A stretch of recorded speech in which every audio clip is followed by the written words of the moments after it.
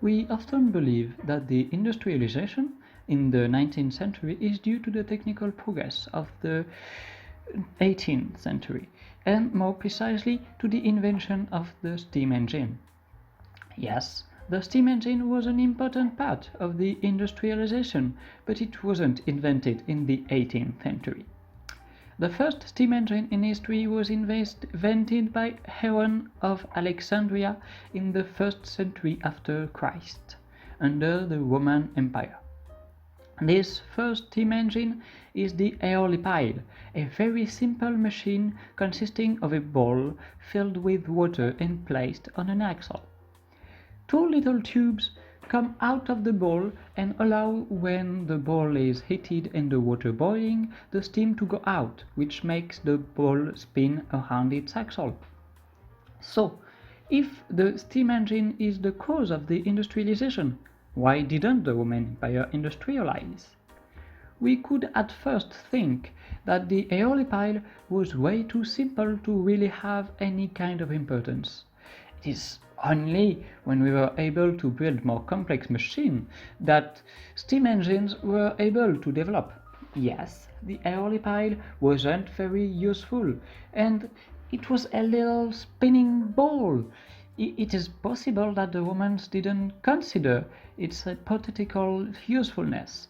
They didn't think of the possibility to generate energy. I'm not talking about electricity, but rather mechanical energy to move stuff, for example.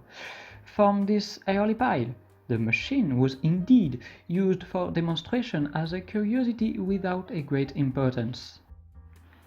However, the Romans weren't dumber than the inventor of the 18th and 19th century, and this explanation doesn't seem very satisfying. If the Romans really wanted, they would have been able to use the physical properties demonstrated by the aeolipile to make some more complex machine. There must be deeper reasons of the non-industrialization of the Roman Empire.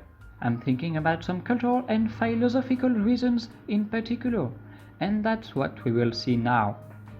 The industrialization is at first due to an evolution of the way of thinking, of the way to see the world and the place of the humans in it.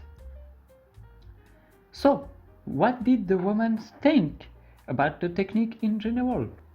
To answer, we will mainly look at the Greek philosophy on this topic because Romans inherited a lot from the Greek and their way to see the world is very similar.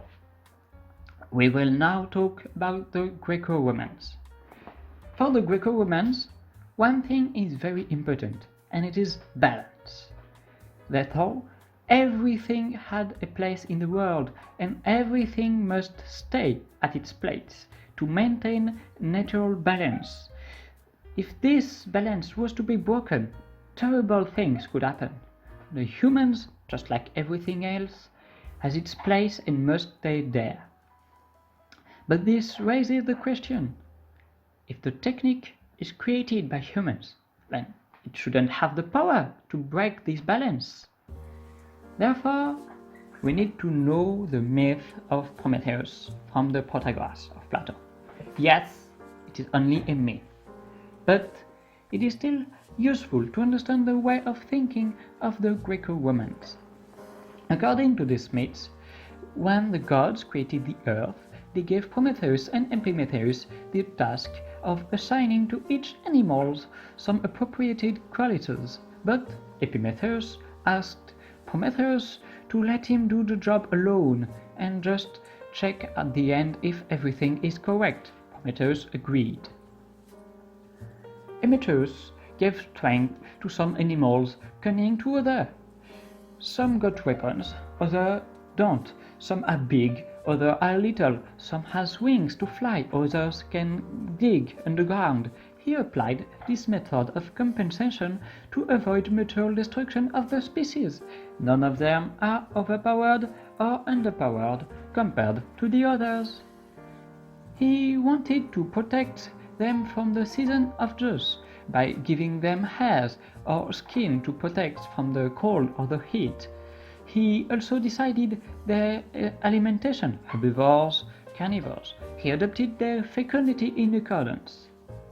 However, Prometheus wasn't very judicious and forgot the humans. He had already used everything he had and didn't know what to do with them. This is when Prometheus arrived to inspect. He saw every animal well made, at the exception of the humans, naked and without anything special, and the day set by the god was approaching. Prometheus, who didn't know what to do, stole the technique and the knowledge of the fire to Athena and Hephaestus. This allowed the humans to survive barely, but it wasn't really enough, so just gave them the politic. However, we won't talk about the politic today. What did it mean for the Greco-romans that the technique was stolen from the gods? This means that the humans can't master it. The technique being a divine thing, and humans not being gods, they found themselves in possession of a power beyond them. Humans can use technique but not master it, which means they can't predict all the consequences of its use. And while technique is necessary to survive, the Greco-romans didn't wish to abuse it. They were afraid of breaking the balance of the world and suffer unpredictable consequences. Indeed, the technique being a divine thing, the fact that the humans have it gives them a significant advantage, able to break this balance. The technique was considered as a pharmacon. This Greek word means remedy and poison at the same time. When it solves a problem, the technique creates another one. So, if the Romans didn't develop the technique of the steam engine, if they maybe didn't even consider it, it is because culturally they weren't incited to develop technique, giving them too much power. They had to not break the balance of the world. We saw why the Roman Empire didn't industrialize. But another question raises, why did we industrialize? Which were the changes of mentality that allowed for the Industrial Revolution in the 18th and 19th century? The 18th century saw a complete revolution of our way to see the world. This indeed is the development of the scientific method, which began during the 17th century, and with it came rationalism. We will try to describe the world by mathematicizing it. The divine explanations aren't enough anymore. We want to determine the laws of the nature. This is the essence of physics and the beginning of biology. But for all that, we need to get out of the idea that there are intentions in the nature.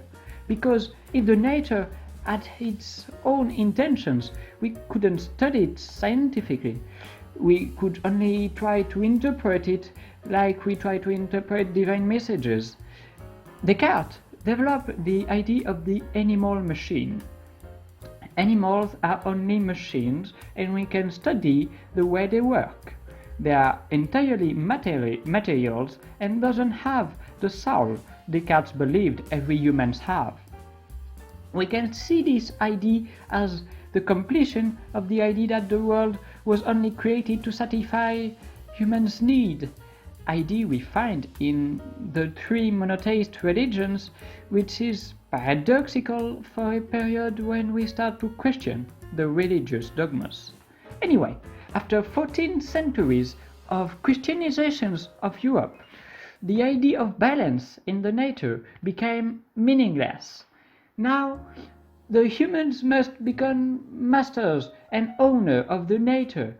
If they are able of explaining everything, of studying everything, this is because they are superior. It is their role to exploit everything, and they don't have any remorse in the process.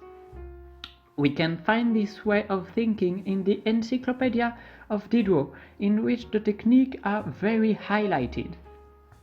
Now, the industrialization can begin, because the humans must permanently look to upgrade their technique to better exploit the nature. It is in this context that the steam engine developed. It didn't create those changes, it is only the technical translation of a new way of thinking. The industrialization was responsible of great social inequalities, of horrible working conditions with many accidents, but also the race to progress that continues until today, leading to the overconsumption of worldwide resources and global warming and new horrible weapons of mass destruction. It was also responsible of a huge progress in medicine, allowing to increase our life expectancy and our ability to stay alive in a good health. Our quality of life and comfort has increased in an unequal manner in the countries that industrialized early. This, however, happened to the detriment of a great part of the population and the planet. All this makes it difficult to know if, in general, the industrialization was positive or not for humanity. And I won't tell my opinion on it, I let you make your own. The goal of this video was to explain the real causes of the industrialization and not to judge it. I thank you very much for watching and I hope this was interesting. If so, you can like, comment, subscribe and everything the professional YouTuber says every time, you know it. This video was inspired by the videos of alterhis, Et si l'Empire romain s'était industrialisé? What if the Roman Empire industrialized? If you understand French, you should watch those.